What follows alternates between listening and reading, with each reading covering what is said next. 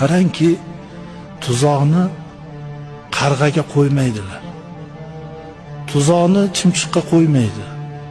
Tuzoqni bulbulga qo'yadi. Chunki bulbullar shirin nolasi bor. Bulbullar suhani bor. Qarg'ani qag'irlagan hech kimga yoqmaydi. Bir bog'bon ham bog'ida ishlab tursa, bir bulbul kelib shunday bir chiroyli sayrabdiki, bog'bon ishqiboz bo'lib qoldi. Ertaga tuzoq olib keldi, shu bulbulga qo'yib ushlaydi. Deb ertasiga o'sha bulbul qo'nib turgan daraxtga tuzoq qo'yibdi. Bulbul tuzoqqa ilinibdi.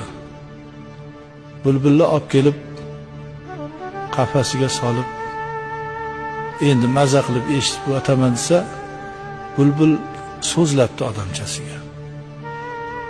Ey bog'bon, endi uyingni vakili bo'ldim, a'zoyi bo'ldim.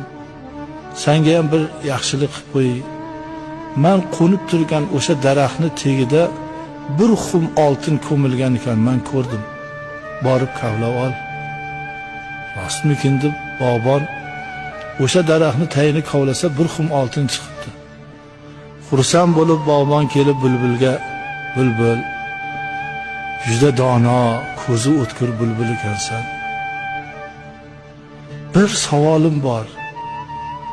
Shundoq ko'zingni o'tkirligi bilan yerni tagidagi xumni ko'ribsan, nimaga ro'parangda turgan qo'poldan qo'pol tuzog'imni ko'rmading? Shakkoklik qilma inson. Sani domingga ilinish, sani uyingda qafasingda turish bu meni taqdirimda bitilgan. Taqdirdagi bor ishga zukkolik, ko'zi o'tkirlik, chaqqonlik ketmaydi. Men degan zo'rlar bir yosh bolani ishini qilib qo'yishadi, taqdir bo'ladigan bo'lsa. Men dono deganlar nodonni ishini qilib qo'yishadi.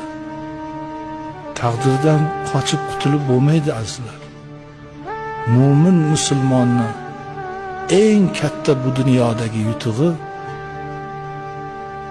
taqdiri azalga iymon keltirishidir.